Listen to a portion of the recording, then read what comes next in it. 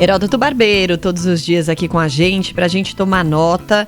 E queria saber, Heródoto, tem alguma novidade aí? Que proposta a Rússia fez para o Conselho de Segurança da ONU no que diz respeito a esse conflito terrível aí que já está no 21º dia, hein? Bom dia para você. Michele, tem sim, tem uma nova proposta. É interessante o seguinte, essa proposta, ela vai ser apresentada hoje ainda, na reunião do Conselho de Segurança da ONU, que vai se reunir daqui a pouco em Nova York, a sede da ONU, como todo mundo sabe. O que é interessante é o seguinte, essa proposta, ela estava ontem divulgada num site que é bancado pelo governo russo, chamado Sputnik, e eu tenho dado aqui como fonte de informação. A gente tem que olhar lá e olhar cá. E o site, sputnik.com.br, quem quiser pode dar uma olhadinha lá, ele dizia o seguinte, que o embaixador permanente da Rússia, ou da Confederação Russa, no Conselho de Segurança da ONU, ele vai apresentar uma proposta de paz, e entre elas, um cessar-fogo. Eu acho que é um fator importante, e há indícios que realmente isso possa acontecer.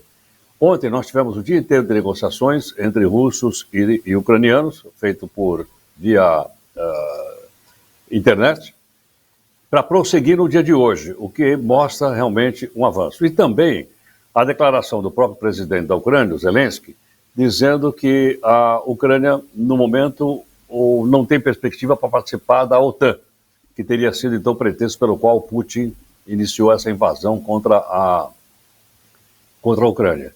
Então, eu acho que a esperança hoje é que haja uma proposta de cessar-fogo e que seja discutido no Conselho de Segurança da ONU. Agora, um detalhe interessante para a gente lembrar é o seguinte: o Conselho de Segurança é formado por 15 países, 10 são países rotativos, entre eles está o Brasil, e 5 são permanentes. Os 5 permanentes são aqueles que têm direito de veto, que é a própria Rússia, os Estados Unidos, França, Inglaterra e a China. E a gente está lembrado que houve uma tentativa de se aprovar um requerimento lá contra a Rússia, e a Rússia vetou. Então, o Conselho de Segurança não avança. Quando tem veto, para por ali. Mas chamou também a atenção do mundo inteiro que essa mesma proposta foi passada para a Assembleia Geral da ONU, que é onde sentam todos os representantes de quase 200 países.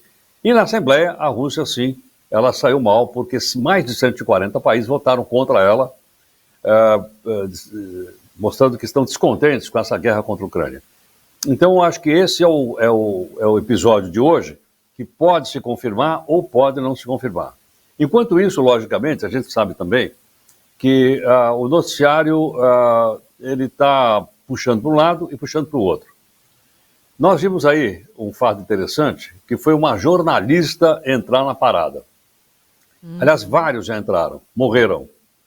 Morreram já pelo menos 2 jornalistas, mais um cinegrafista, mais outros 2 lá na Ucrânia, enfim. Eu acho que até agora já morreram 5 ou 6 jornalistas nessa guerra, porque lá estão fazendo o seu trabalho, que é contar aquilo que ocorre. Por que razão da importância do jornalista?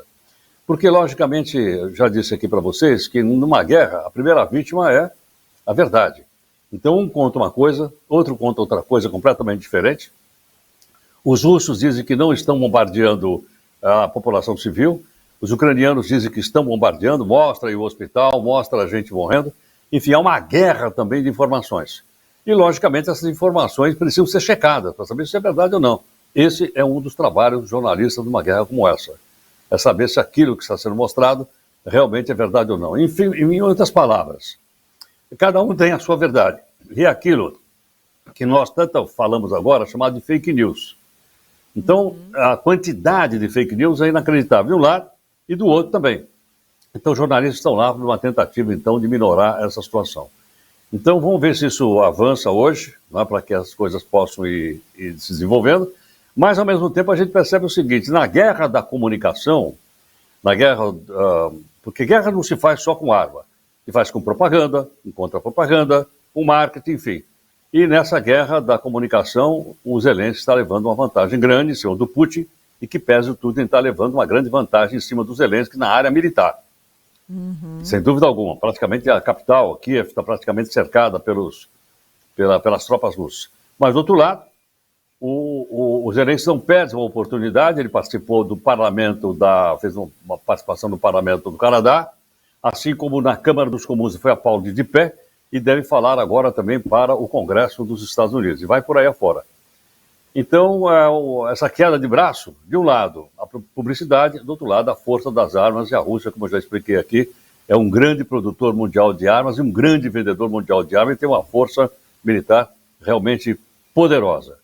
Então, esses são alguns passos que a gente vai acompanhar no dia de hoje, e vamos ver se a gente chega em direção aí, pelo menos, a um cessar-fogo. E aqui no Brasil a gente tem, né, representantes ali, jornalistas que estão no front, né, Heródoto, e que agora as emissoras começaram a recuar um pouco, tirar esses jornalistas dessas zonas de conflito, porque viram que a situação não tem região segura para fazer essa cobertura, e isso está mais do que nítido com esses números que você trouxe. Então, mesmo com toda a experiência desses jornalistas que estão lá, que já cobriram vários conflitos, por uma decisão das emissoras aqui, eles estão sendo retirados dessas zonas de confronto, indo lá mais para a região da fronteira, a Polônia, justamente para evitar que sofram alguma coisa. Obrigada, viu, Heródoto? A gente continua aqui torcendo. Hoje teve um ouvinte que mandou mensagem logo cedo falando assim, estou ansioso pelo Nova Manhã, pela notícia do fim da guerra. Ainda não, mas a gente vai dar essa notícia e esperamos que o quanto antes. Obrigada, viu, Heródoto? Até mais, gente. Um grande abraço. Obrigado. Valeu. Obrigado, Heródoto.